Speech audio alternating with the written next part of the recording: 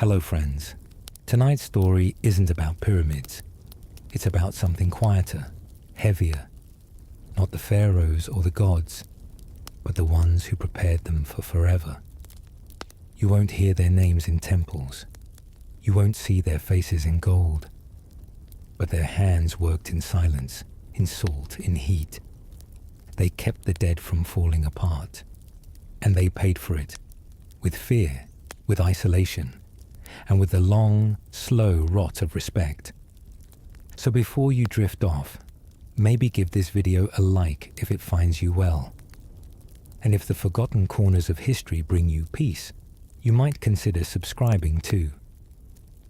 Now turn down the lights, let your shoulders fall, and take a long breath with me. Because tonight, we're not walking beneath sunlight and glory. We're walking into shadow, into the scent of myrrh and death, past limestone cliffs and salt flats, toward a village where no one stays long, unless they have to. And there, behind the sealed doors, behind the linen and hooks and oils, someone is waiting, a man with stained fingers, who hasn't slept well in years, because tonight, you are the one who wraps the dead. And this dash, this is what it was really like, to be a mummy maker in ancient Egypt. You wake before the sun. The light hasn't touched the desert yet. It's the time between dreams and duty, when the air is still cool, the sky is still grey, and the sands hold a rare quiet. You pull on your tunic, coarse linen softened by countless washes. The scent of yesterday clings to it. Faint traces of smoke, bitter herbs, and something saltier, sharper. You move with practiced ease. Your fingers remember what the mind need not command. You step outside into the half-light. The worker's path winds between low stone houses, pressed tight against the desert's edge.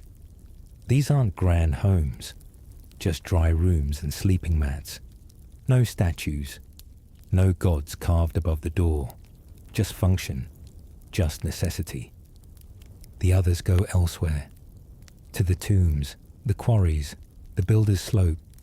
You go deeper. You pass through a gate of reed bundles tied with rough twine. The village is smaller here, not many homes, fewer voices, and always the same smell. It clings to the walls, not rot exactly, not foulness, just the scent of time and flesh slowed down, of salt and resin, of old oils and cracked jars, a sweetness that turns the stomach if you breathe too deep. This is where the body workers live, the ones who care for the dead, not mourners, not priests, not noble family, just those who wait for the quiet moment after the last breath and begin their work. You are not honored. You are not cursed. You are tolerated. People from the other village, Der El Medina, they call it. They avoid you. Eyes drop when you pass. Mothers pull children close. They whisper, as if touching death could rub off on the living. But still, you walk. Past the sealed huts, the sun-dried mats, the racks of drying linens. Inside your workspace, the stone is cold. The tools are just as you left them. Bronze hooks glint in the half-light. Thin obsidian blades, black as sleep. Small bowls of ash. Thick bundles of linen strips. A jar of palm wine with yesterday's date scratched onto the side. You clean everything again, though it was cleaned before. Always twice. Always methodical. Not out of fear, but because this work demands care. You live in precision. You dwell in preparation. The work begins long before a body arrives.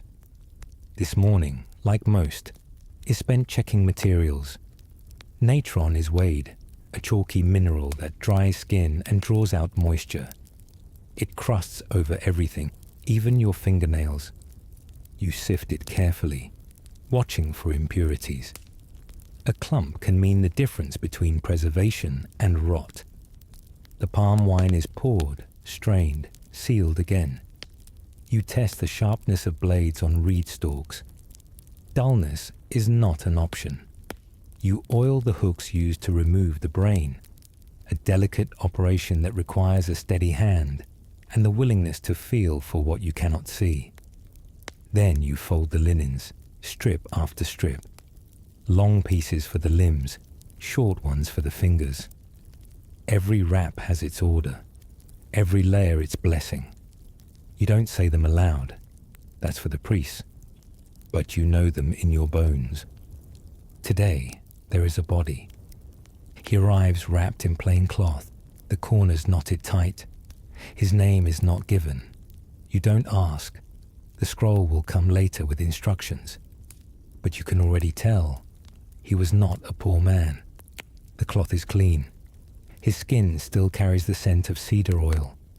Someone loved him enough to pay for the full process. You and 2 others lift him onto the table. You've worked with these men for years. You do not speak. There's no need. The first act is cleaning. Warm water, strips of linen soaked in natron and wine. You scrub the body gently, like a child being bathed. The heat of life has long left the flesh, but you treat it with care. Not for the man he was, but for the journey he's beginning. Then comes the opening. Your partner makes the incision, left side just below the ribs.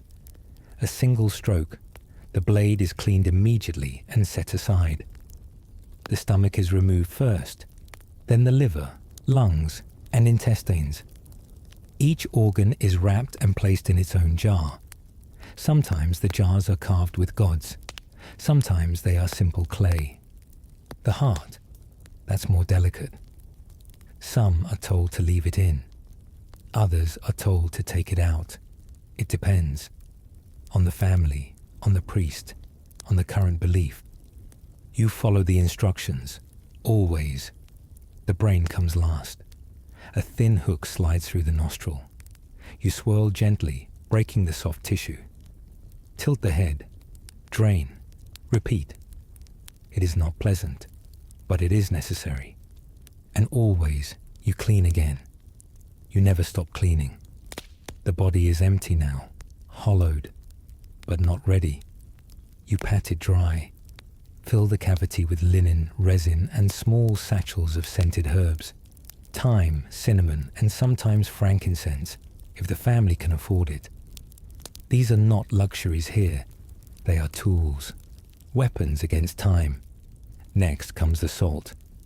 You place the body in a long stone trough, already half filled with natron. Then you cover it, slowly, evenly, until nothing remains visible. Only a pale mound of drying powder.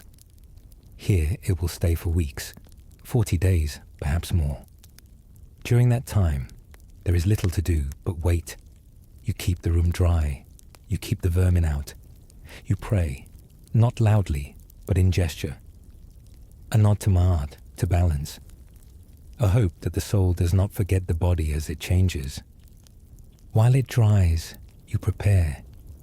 You carve amulets from faience and soft stone, eyes of Horus, scarabs, small ankhs. Each one has a place in the wrapping, each one a ward, a reminder, a key. Not all families can afford them. Sometimes you have to choose which to include. You try to pick wisely. The bandages are soaked in resin, hung to dry. Stiff, sticky. You roll them tightly, store them in clay pots. Some days are quiet. You wait, clean, prepare. Other days, a body arrives too soon, too far gone, too little time. Those are hard days. You do what you can. You cover the scent with myrrh and juniper. You wrap faster. You say nothing. Because grief does not slow down. And families still pay, still watch, still hope for something sacred in return. You work in stillness. Even your thoughts feel quiet now. And yet, there are moments when your hands pause, when you catch your own reflection in a polished urn and see the wear on your face, when you run a finger over cracked skin and wonder if it's yours or theirs. The desert does not forgive softness. The salt dries more than flesh. It dries the soul too. Your home is clean. You eat well enough. But the smell follows you, in your clothes, in your hair, in your dreams. You do not marry. You do not attend festivals. You are needed. But you are never welcomed. You are the quiet behind the chant, the hand behind the god. And still, the work must go on. The days pass. The natron draws out every last trace of water. The body becomes firm.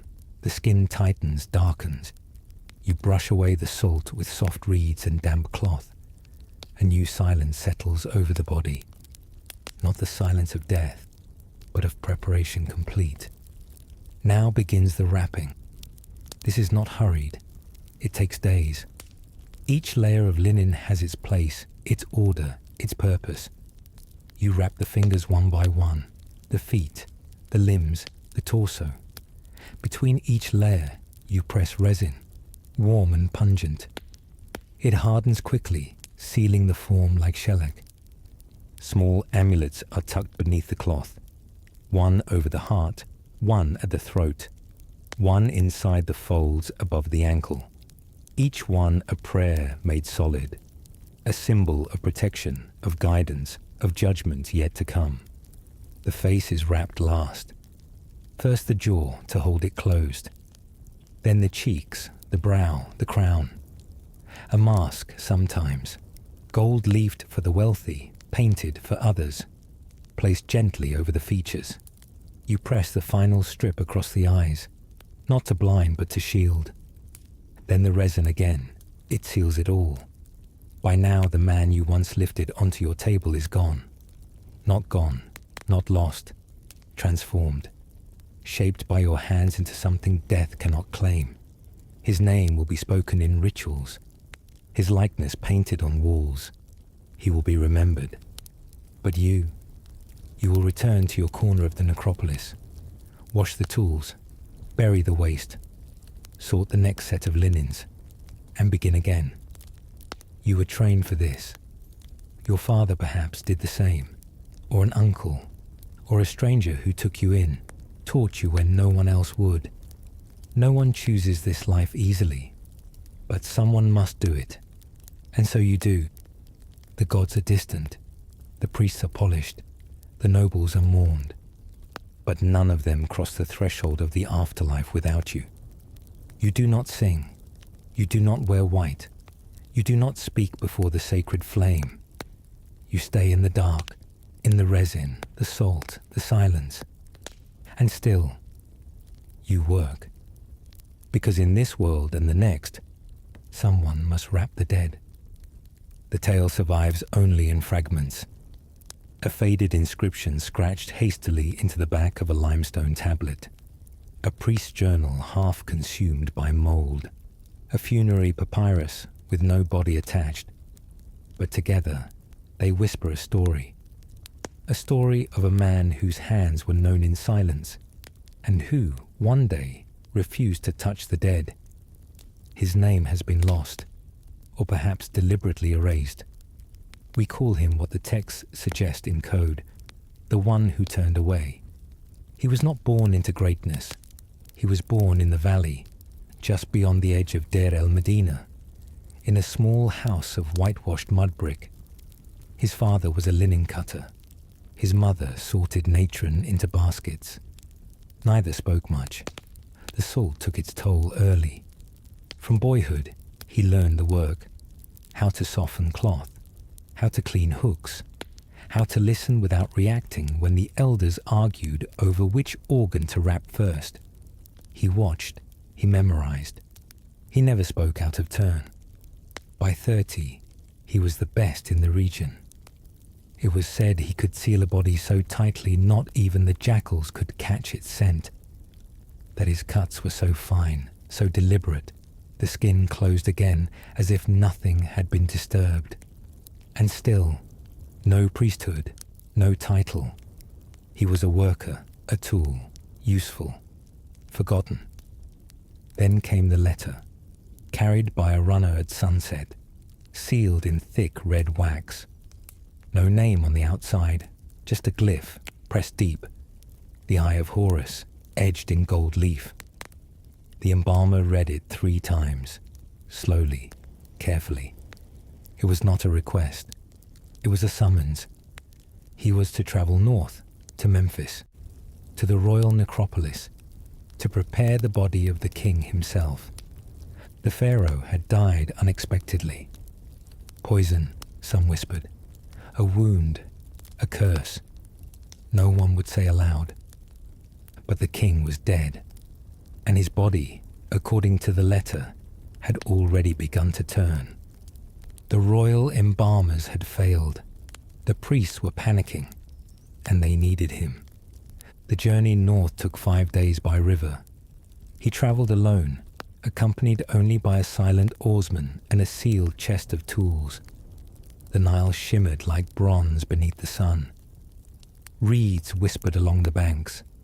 At night, he slept beside the bundled linen, waking often, listening to the current and the wind. He did not know what he would find in Memphis, but he knew what he was walking into. The capital was nothing like the necropolis. Gone were the simple stone paths and hushed alleys of his home. Here, the streets bustled with scribes, merchants, guards in polished bronze. The temples rose like cliffs of alabaster. The air was thick with incense and noise. Even death felt louder here. He was met at the harbor by a group of priests. Tall men in white linen, their heads shaved, their eyes lined with kohl. They did not introduce themselves. They did not speak of the pharaoh. They simply led him, quickly and silently, through the temple corridors and into the house of embalming. It was colder than he expected, and darker. The walls were lined with jars, some sealed, some open. The smell hit him first, not rot but panic.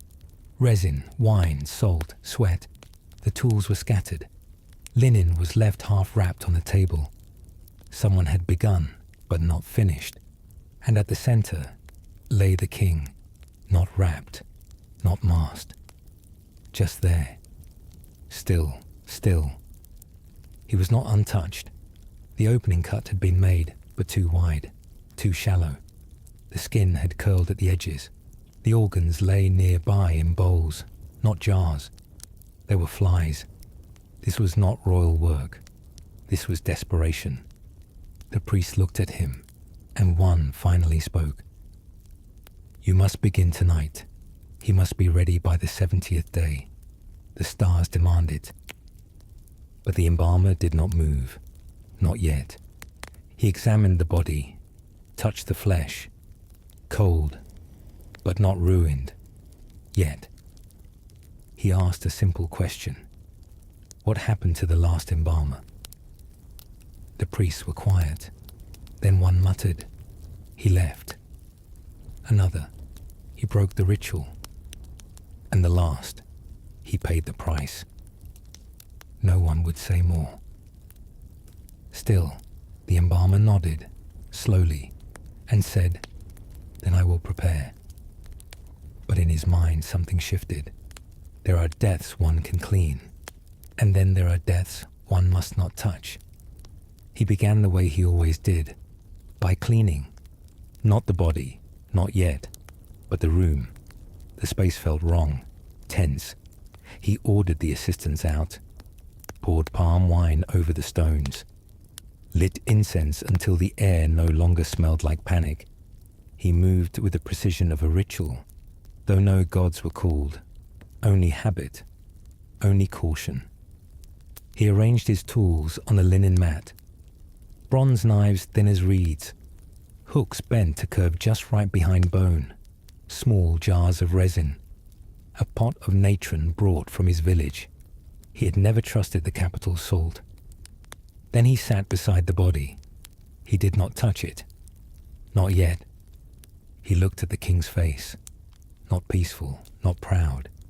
Tension in the brow. The mouth slightly open.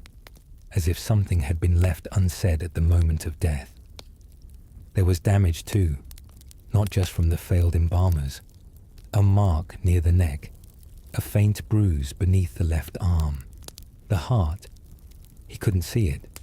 It wasn't in the bowl with the others. He asked the priests, "Where is the heart?" They would not answer. He asked again. The heart is the seat of judgment, if it is not returned. "He will be judged by Ra," one priest said, flatly. "That is not your concern." But it was.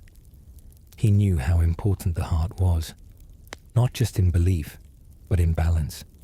The rituals demanded it, and if it was missing, this was no normal death. Still, he set to work. He cleaned the cavity, burned away the corrupted tissue with resin, packed the body with dry herbs and cloth.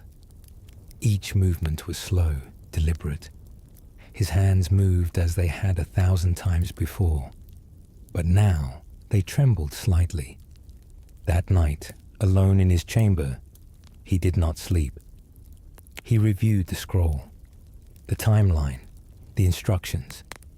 There were no names, no priests, no signs of mourning, only a series of dates and required steps, and a deadline, the 70th day.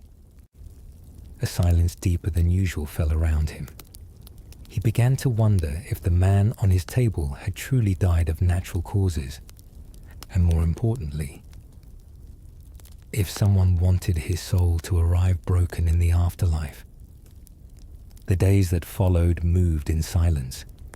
He continued the process, cleaning, wrapping, preparing, but with every step, the unease grew. The materials were wrong, the resin too thin, the natron spoiled. Tools that should have been sharp had gone soft, edges curled like leaves. When he asked for replacements, the priest delayed. When he pressed, they told him to use what he had. This was no longer about perfection. It was about completion. Something was being rushed, covered. He wrapped the limbs with linen soaked in wine and resin, murmuring the blessings under his breath. Not the official prayers, those belonged to the temple, but the older ones, the ones passed down through the hands of embalmers like him. Words of protection, of binding, of asking permission. One night, a servant slipped into his chamber, her eyes downcast, her arms wrapped in her own shawl. She whispered, "You should leave." He stared. "Why?" "The last one tried to do it right," she said. "He asked too many questions. He disappeared. They said he was reassigned to Karnak, but no one ever saw him again." Then she was gone. The next morning, the king's heart appeared, wrapped, undocumented, no name, no jar, just left at the foot of the embalming table. It was too late to place it back inside the chest. The body had already been filled and sealed. The ritual order would be broken, so he faced a choice. Leave it out and let the king enter the afterlife without it, blind to judgment, unbalanced, or break the seal, reopen the body, and violate the ritual in a different way. He chose neither. He took the heart, wrapped it in a layer of gold-threaded linen, painted a sigil of protection across its surface, a blend of official iconography and personal invention. Then, in secret, he placed it in a separate jar, not with the others, but buried deep beneath the embalming room floor. He left no marker, spoke no word, but his hands had made a choice, and he knew, as he sealed the floor with palm ash and soot, that someone had watched him do it. By the 30th day, the embalmer could feel the weight pressing in. The priests grew quieter, less patient. They came in pairs now, never alone, and watched him as he worked, their arms crossed, faces blank. He had seen this kind of silence before, not reverent, but warning. Still, he he continued. The king's limbs were tightly wrapped now, bound with resin-soaked linen and narrow strips of papyrus. Each turn of the cloth was a whisper of resistance, not just to decay, but to whatever it was that had gone wrong. He asked once more about the original embalmer. This time, a priest answered. He asked to delay the process, the priest said. He said the stars were wrong, that the timing would dishonor the king. He paused. He was found in the Nile 3 days later. The embalmer did not ask again. He turned his focus to the mask, the final piece, the one that would lie across the pharaoh's face forever. It was not ready. The goldsmiths were late, or stalling. When it arrived, he saw why. The face was wrong. It was gilded, yes, lifelike, beautiful, but the features were unfamiliar. The jaw more square, the eyes wider. It was not the man who lay beneath. He turned it over. Inside the mask, where only the embalmer would ever see, was a mark, a glyph, almost erased, the symbol for substitute. This was not the real pharaoh, or at least not the one he thought he was preserving. The embalmer's hands trembled for the first time in years. Had he been lied to? Was this man a decoy, a usurper, a king killed in secret? He could not know, would never know. But he understood now. He was part of a lie, a beautiful, seamless lie, dressed in linen and gold. And still, the rituals demanded completion. The night before the final sealing, he walked alone through the outer court of the temple, past the reliefs of gods and ancestors, past the pools of still water. He sat beneath a fig tree and stared at the stars. He had a choice: to finish the work, bind the mask, seal the coffin, and walk away, or to refuse, to walk out before the last knot was tied, to leave the pharaoh incomplete, and risk everything. He rose before dawn. The stars were still visible, faint behind a veil of grey. The temple corridors echoed with the soft murmur of priests preparing the final rites, the ritual of the opening of the mouth, the ritual that would restore the king's senses for eternity. But inside the embalming chamber the silence was thick. The embalmer stood before the body. The limbs were bound, the hands crossed. The mask rested beside the table, untouched. He opened his tool chest one last time and closed it again. He placed both hands on the edge of the table, breathed deeply, listened, not for sound, but for that quiet rhythm that lives behind every ritual, the pulse of rightness, the moment when action aligns with purpose. It wasn't there. He could not finish. Not like this. Not with the wrong mask. Not with a buried heart. Not with half-truths and quiet disappearances. So he made his decision. He removed his linen head wrap, folded it, set it beside the tools, and walked out. No one stopped him. The temple was busy with preparations. The funeral priests were polishing the canopic jars. The guards were occupied. No one noticed the man in plain robes slip through the servants' passage and down the stone steps to the street. He didn't return to his chamber. He didn't collect his belongings. He walked toward the river. His boat was still there, moored in a shadowed cove tucked behind a crumbling wall. He climbed aboard, loosened the rope, and pushed out into the current. He did not look back. He did not need to. He knew they would come for him. Not today, not even tomorrow. But they would come. Because no one walks away from a pharaoh's death unfinished. Not in Memphis. Not anywhere in Egypt. The boat slipped quietly down the Nile, its wake barely disturbing the reeds. By midday, the embalmer passed a fishing village. then a shrine carved into the cliffs.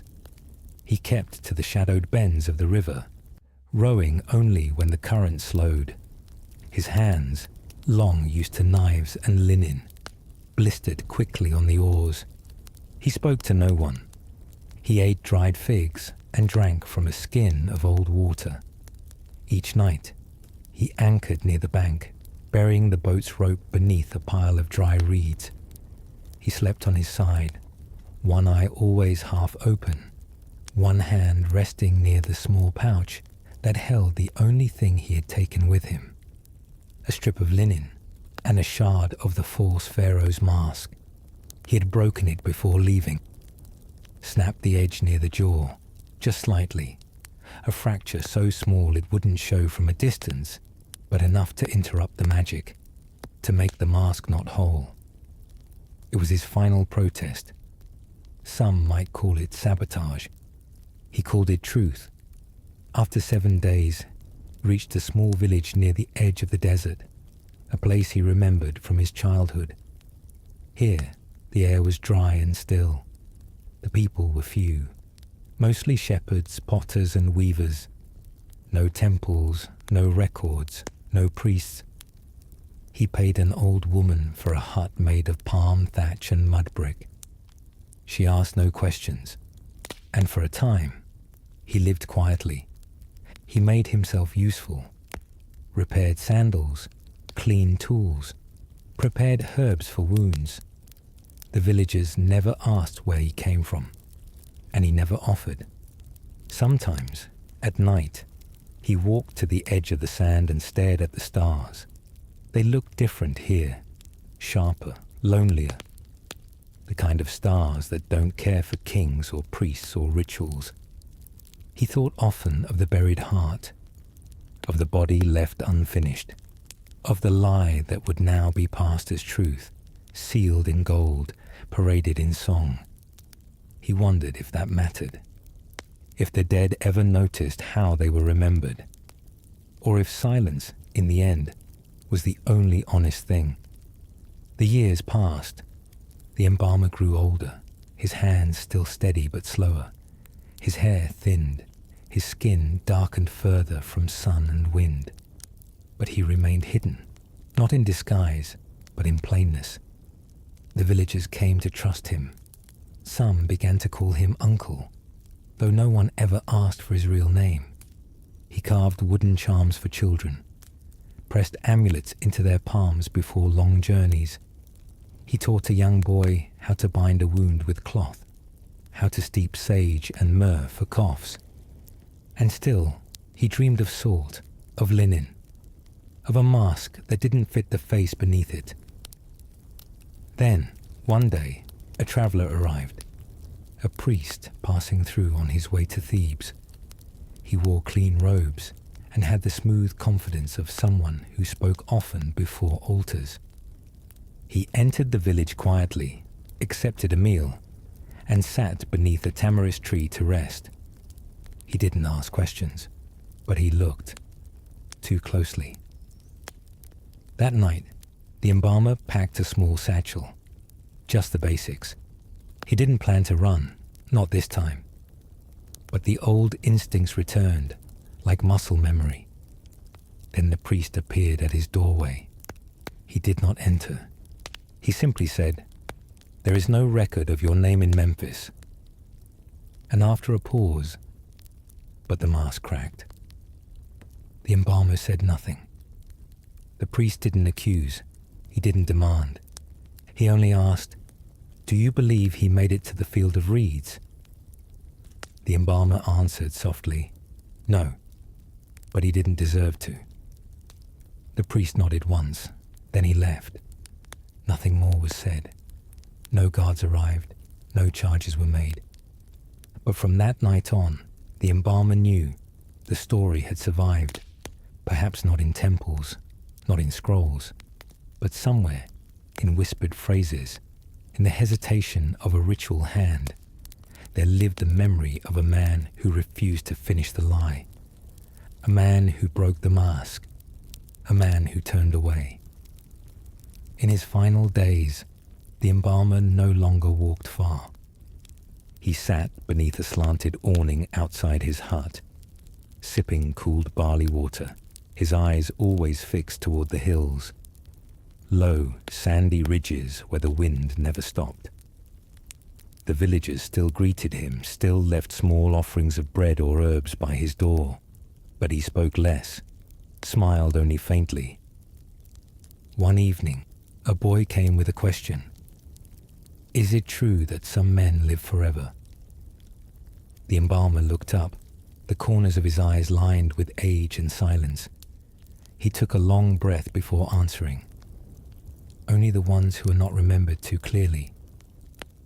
The boy didn't understand, not then, but he sat with the embalmer a while longer, holding a carved beetle the old man had once given him. The charm was smooth with age, the edges worn from countless hands. As the sun dipped low, casting golden light across the sand, the embalmer spoke one final time. They wanted him to live forever, he said, his voice almost a whisper. But they were afraid of how he died, so they wrapped the body and buried the truth. He paused, then added, but linen cannot hold what it does not understand. That night, the embalmer's fire burned low. In the morning, the hut was quiet. The villagers found him seated, eyes closed, hands resting on his lap. There was no scroll, no tomb, no mask. They buried him in the high ground, near the tamarisk trees. No name was carved, no prayers recited. But the boy kept the beetle. And years later, when a scholar passed through, asking after strange stories and old men, the boy, now grown, told him the tale of the quiet man who wrapped kings and refused one.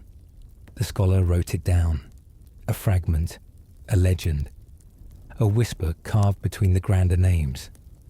And though no one could verify the events, though no records ever mentioned such an embalmer, the story spread, from student to student, from scroll to footnote, a shadow on the edge of history, a reminder that sometimes the most sacred act is to stop.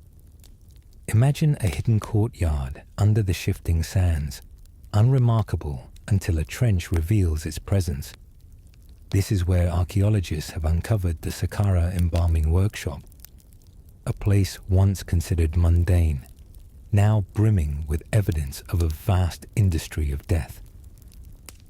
You step inside in your mind's eye and breathe the dust of centuries.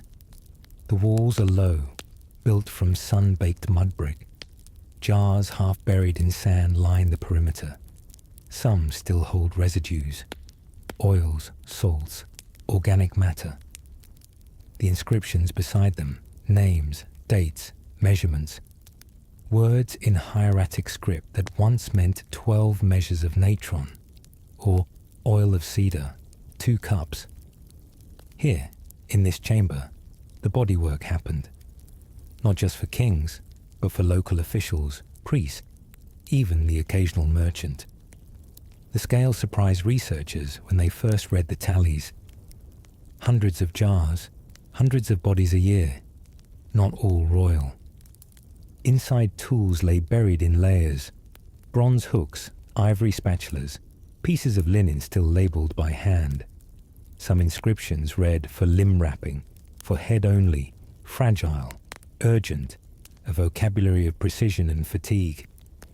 They found a long trough, carved into stone, half filled with natron residue. Nearby, reed mats stained grey with salt, as if someone had sieved sand through them each day. A separate room held burners, small braziers where fats and resin were melted. A metal tray overhead for dripping amber, cedar and juniper. A funnel nearby for steaming herbs over the body. These weren't the legendary tombs gauded in travel books. They were workshops where ordinary embalmers worked, in heat and dust, under timers and orders. Places where salt, tool and prayer met in daily grind. In the remains of a clay storeroom, scholars found jars stacked like silent overseers, each labelled with family names and folded linen bundles. Some jars were simple clay, others sealed with blue faience stoppers inscribed with glyphs of protection. The variation told a story.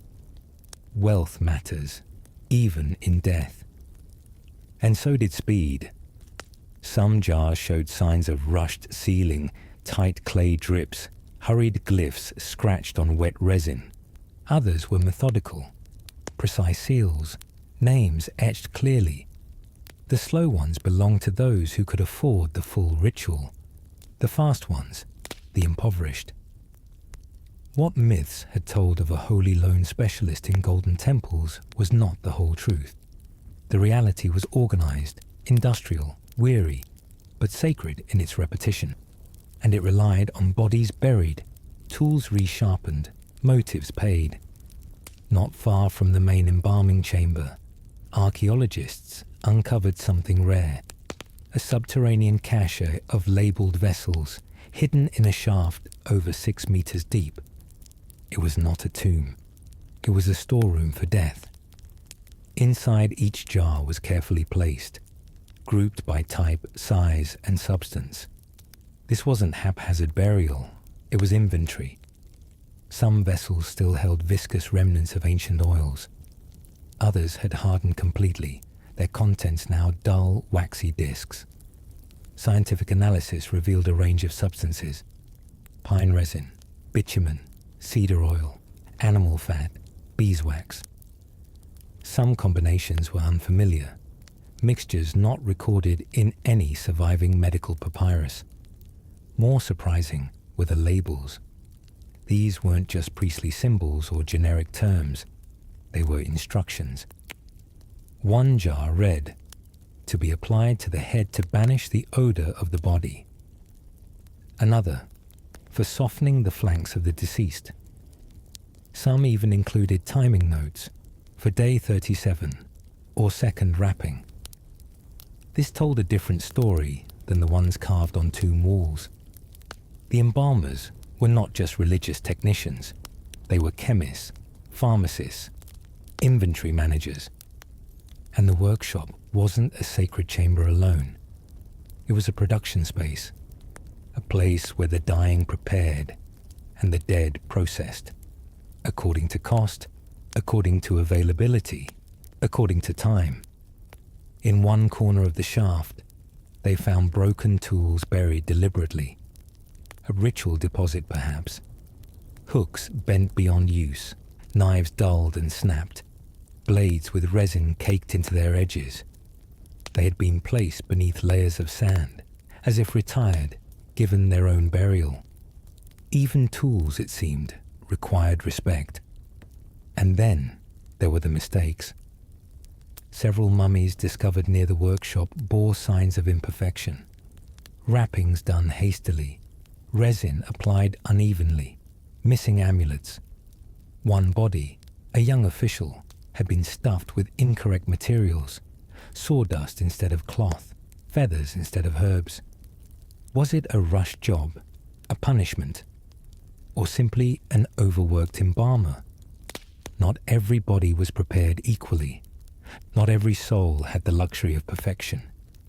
And behind the stories of gods and gold lay the labor of tired hands.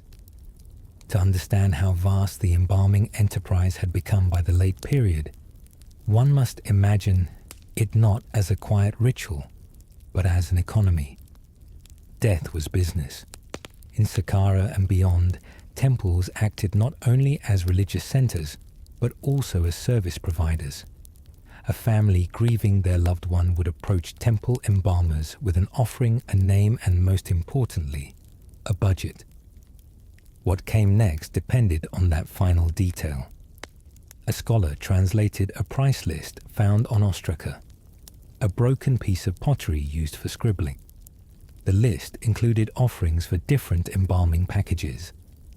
The most expensive tier, full 70-day mummification, imported oils, gold foil mask, elaborate tomb with painted walls.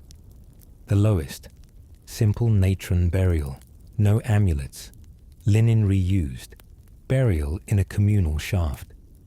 Between them, countless variations. The line between sacred and service was thin. Families paid for what they could. The priest consulted the scrolls. The embalmers followed a schedule. This did not mean the work was careless, but it was systematic. Each body moved through stations, cleansing, draining, salting, packing, wrapping. Each step had a specialist, a man to monitor the salt and turn the bodies every 3 days, a woman to prepare herbal blends and heat resins, an old embalmer who specialized in setting the limbs into rest position. In the best shops, there was even someone tasked with shaping the features, lifting the chin, smoothing the brows, wrapping the nose delicately so that the face looked peaceful. But none of this was for the body alone. It was for the memory. The mourners would see the face again, however briefly. They would whisper the name, press their lips to the linen. And if the wrapping looked careless, the grief was sharper. Even the poorest tried to afford a smile.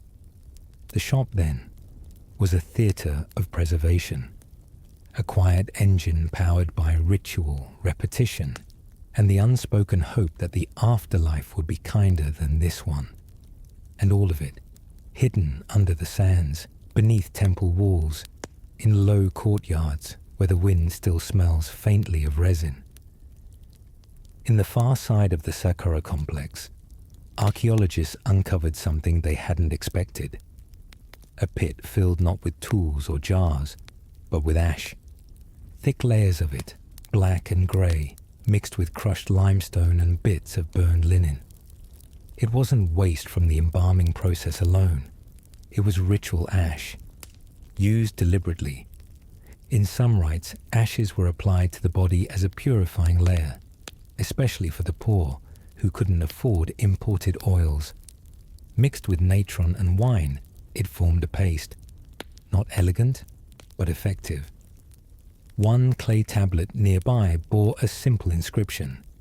Third ash application. No payment received. A note, a record, a weary resignation maybe. This was history written not in papyrus scrolls, but in everyday frustration. The archaeological site also revealed a hidden hallway, its entrance sealed behind fallen stones. Inside, a corridor led to a chamber with walls blackened from centuries of smoke. Here, bodies were smoked, not salted. A different method, perhaps regional, perhaps experimental. Metal hooks still hung from the ceiling. Clay pots beneath them bore the same residue found in temple incense burners. Someone, at some time, had used heat to preserve. Smoke curled into the folds of cloth, darkening the wrappings, tightening the skin. Not the glorious golden mummies of the elite, but the smoke dead of the working class. Their souls deserved safe passage too. This chamber told of a different theology, one less formal, less controlled, where embalmers worked with what they had and hoped the gods would understand. And it wasn't just bodies found there. Tucked into a niche was a wooden tablet, scratched with ink now faded almost entirely. Only one line remained legible. They sent 2 yesterday. No time for oil. A sentence caught mid-routine, a glimpse of pressure, fatigue, and humanity. Because in the end, these weren't machines. They were people. People who spent their days preparing others for peace, while seldom finding any for themselves. In one of the upper chambers, archaeologists uncovered something even more intimate than jars or tools. A wall etched with names, not in formal hieroglyphs, but in the loose, slanting hand of someone in haste. Dozens of names. Some were followed by glyphs, stonecutter, linen washer, salt man. Others simply stood alone. It wasn't a monument. It wasn't public. It was a record, a roll call perhaps, of those who labored here, who mixed the oils, trimmed the wrappings, timed the salt baths. It told of a team, not a lone artisan, a choreography of labor that defied the myth of the solitary embalmer. And near the bottom, etched smaller than the rest, was a phrase, "Our hands remember what the mouth may not say." A confession, a vow, or just the quiet truth of those who bore witness to every body that passed beneath their fingers. Nearby, in a cracked alcove, a wooden tablet was found with markings tallying the day's work. 3 elders, 1 infant, 1 noble, 4 linen rolls short. A list not of deaths, but of demands. It painted a portrait of scale. This was not a sacred rite performed once a season. It was daily, relentless, and imperfect. Some embalmers left notes to themselves on pottery shards, reminders to check a jar's seal, warnings not to reuse linen from previous bodies. One even scribbled a crude joke, something about the man who came back to life to complain about his wrapping. A rare flash of dark humor, human, unvarnished. These details changed the narrative. We no longer see just the sarcophagi of pharaohs gleaming in museums. We see the tired man rubbing his eyes by oil lamp light, the apprentice burning his fingers on hot resin, the woman folding linen in perfect silence, again and again and again. The ancient Egyptian death industry was not just a performance of eternity. It was a routine, a ritual of sweat, and a testament to those who worked quietly behind the curtain, where history rarely looks. Some of the most telling discoveries didn't come from grand chambers or gilded coffins, but from the trash heaps.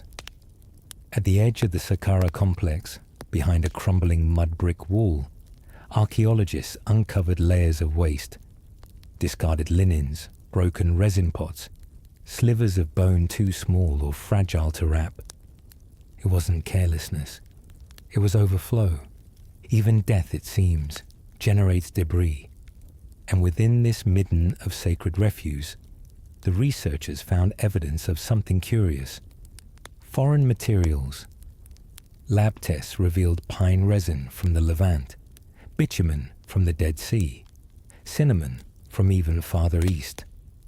The embalming workshop wasn't just local, it was global.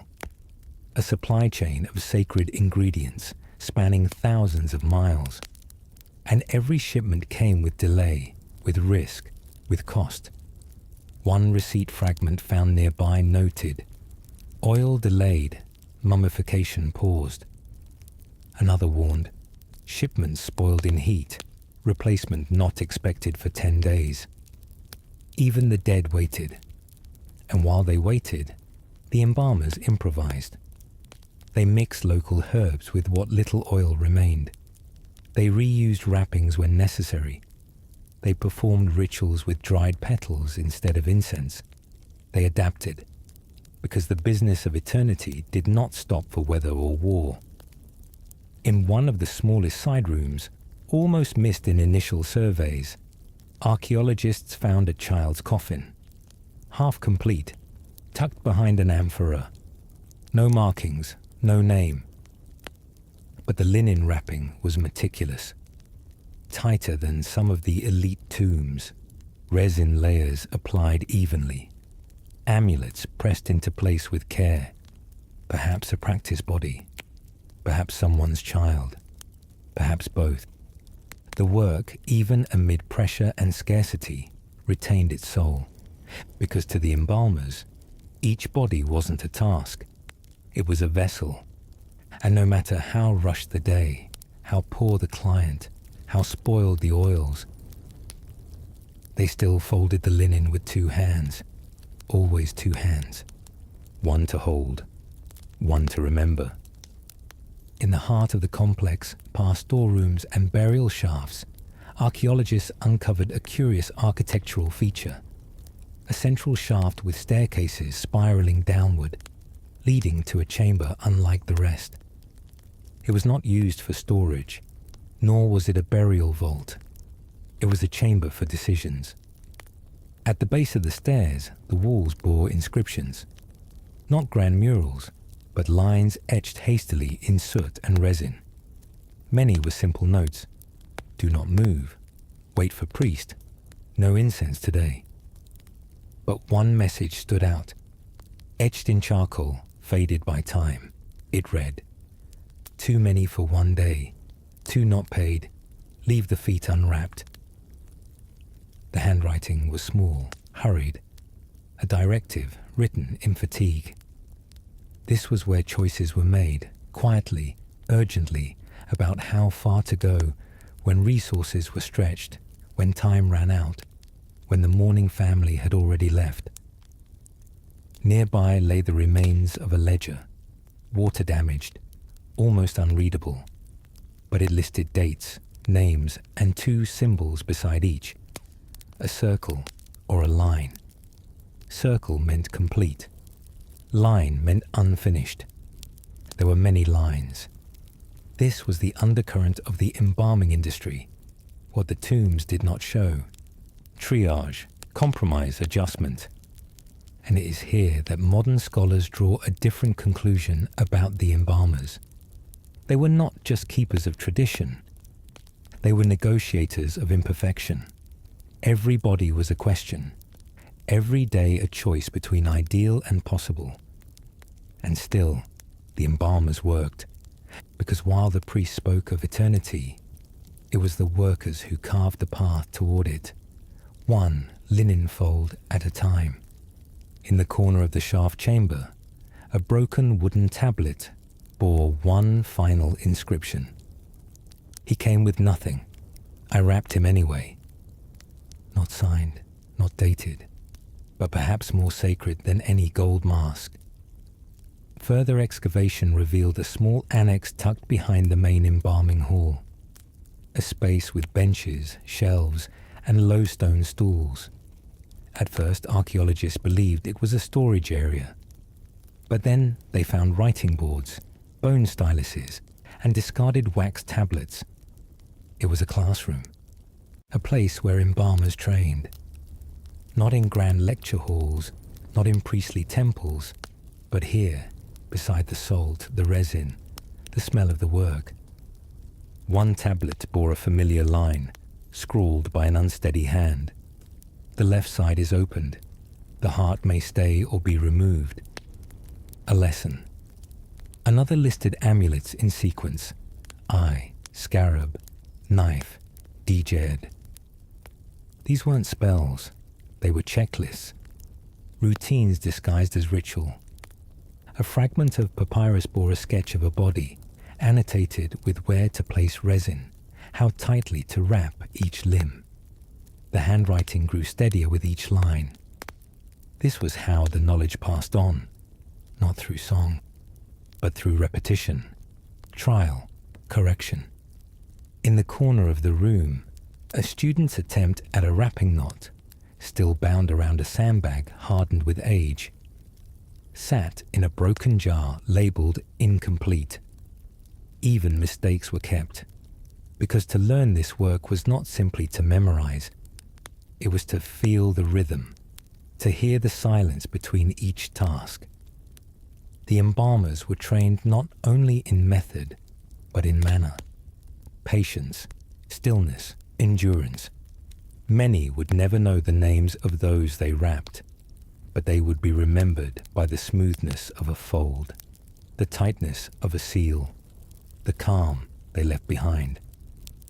And from this humble classroom came generations of silent artisans, their work uncredited, their labor entombed, their names washed away by time, but their touch, that stayed, pressed into the linen, folded into the quiet of every sealed tomb. At the very edge of the excavation site, beyond the chambers and storage pits, beneath a layer of hard-packed sand, Archaeologists uncovered a low wall. Behind it, a single burial. Not a grand one.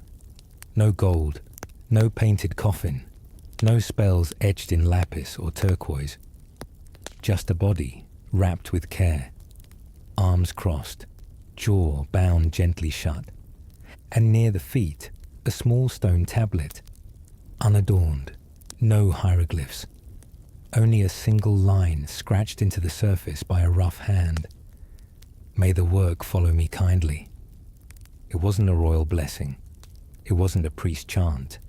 It was the voice of a worker, someone whose days had been spent among the dead, and whose final hope was that his own passage would carry the same quiet dignity he had offered to others. Scholars believe this may have been an embalmer, perhaps a senior one, perhaps not. But the care of the wrapping, the unusual presence of the tablet, the deliberate but modest burial, all point to someone inside the system, someone who lived where others feared to go, who touched what others would not, and who gave more than history remembers. In the end, this burial does what no golden tomb can. It tells the truth, that for every pharaoh preserved in splendor, there were hands behind the linen, that for every god praised in ceremony, there were feet moving in silence, sweeping the floor, heating the oils, folding the cloth. And though the myths may remember only the kings and the gods, the real story of ancient Egypt's afterlife was written in salt, stitched in silence, and buried in the hands of the embalmers. The alabaster halls are quiet now, but once they echoed with the footsteps of the robed, the murmurs of prayer, the shuffle of sandaled feet against polished stone. This is not the embalmer's workshop. This is the domain of the priests. Here death is beauty. A rich man has passed, a high official, not a pharaoh, but close enough to taste the same ceremonies. His home was filled with cedar chests, papyrus contracts, stone jars carved with his name. His voice once carried weight in court. Now it has fallen silent. But the rites continue. His body is already prepared, wrapped by hands he never saw, cleaned in a room he never entered. Now his soul is the concern of others. The procession begins beneath painted ceilings. Columns shaped like papyrus stalks rise overhead. Light filters through lattice screens, warm and soft. The priests chant in low, slow tones. Voices steady, measured, echoing with centuries of repetition. The body is carried, upright, in a painted wooden coffin. Gold leaf glints along the eyebrows. The mask is serene, almost smiling. Beneath the mask, linen, resin, prayers stitched into folds. Perfumed oils are dripped over the wrappings. Not too much, just enough to please the nose of the gods. Frankincense, myrrh, cinnamon oil. The cost alone could have fed 3 villages for a season. At the foot of the bier, offerings are laid out. Figs, bread, jugs of beer, cuts of meat now dried and preserved. A feast the man will never eat, but might remember in some eternal dream. The priests anoint the body. Their hands do not shake. They have done this hundreds of times, for nobles, for generals, for those who could afford eternity. They chant from memory, star-locked verses, formulae tied to celestial calendars. Nothing is improvised. Every gesture matches the book of the dead. But there is a stillness to the ritual, a slowness. This is not for the living. This is not for the mourners. This is for the dead man alone.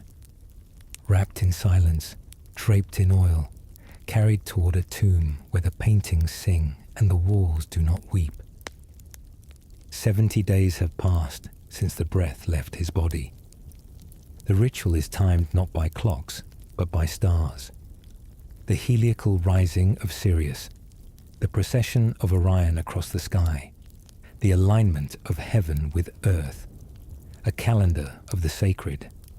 Now, on the appointed day, the tomb is opened. Inside, a world built for one man. Painted walls show him sailing across the river of night, playing board games in the field of reeds, embraced by Anubis, advised by Thoth, standing proud and whole before the scales where his heart will be weighed. The artisans who painted these scenes are long gone.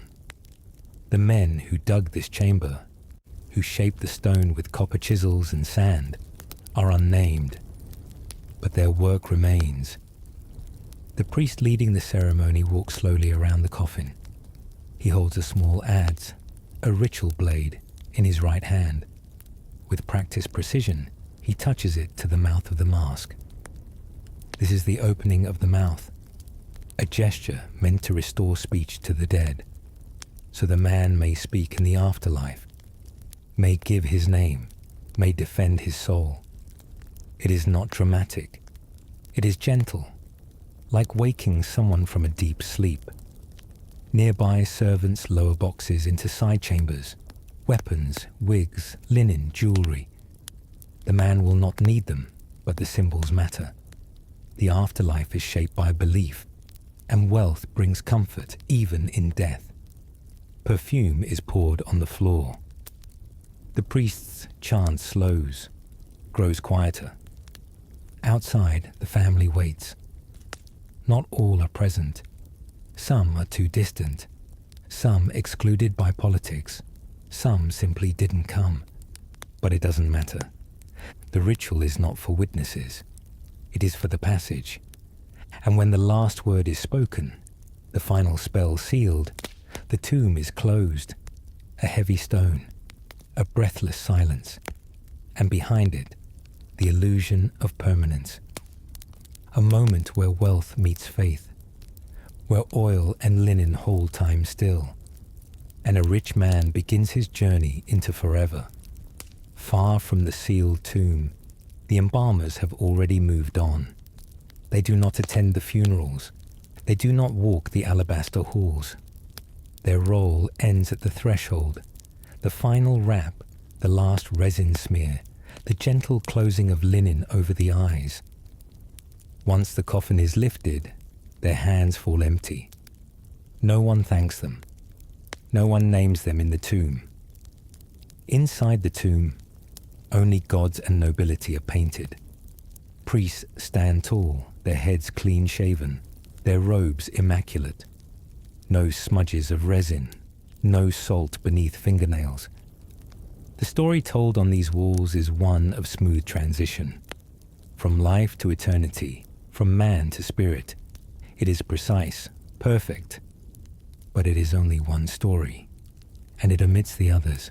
The hands that packed the chest cavity with herbs, the fingers that folded the linen around the jaw, smoothing the creases again and again until they sat just right.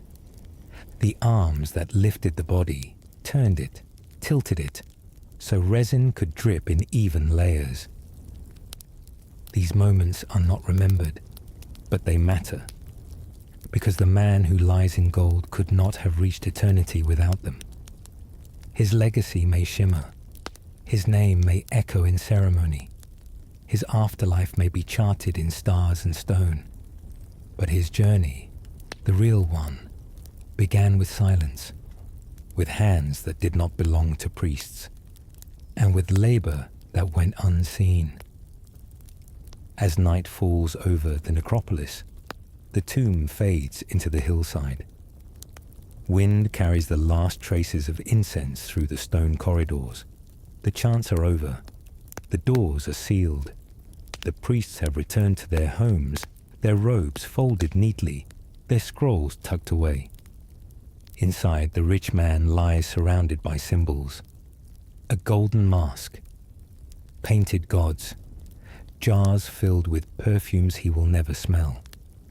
He lies in silence, a silence shaped by wealth, by privilege, by the long memory of monuments. And yet, the deeper silence belongs elsewhere. Back in the workers' village, a man washes resin from his hands, Another rolls up a length of linen, preparing for tomorrow's dead. A woman counts jars, her fingers calloused from years of wrapping, binding, packing. They do not chant, they do not pray aloud, but they too are part of the ritual. Their quiet hands made the afterlife possible. And while they will not be remembered in stone, their craft will live on.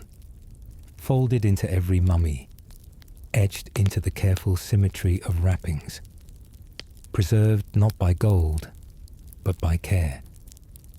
And as the stars rise over Thebes, over Memphis, over Saqqara, as the desert cools and the jackals roam unseen, somewhere beneath the sand a man sleeps, wrapped not in riches, but in the rhythm of his work. And now, the story fades. The tools are cleaned, the lamps are dimmed, the linen rests in folded stacks, waiting for morning. Tonight, you've walked through silence, through salt, smoke, and shadow, through the forgotten labor behind eternity. So if your eyes are heavy, let them close. If your breath is slow, let it stay there. And if sleep comes, let it come like linen wrapping the day, softly, quietly, with care. Good night.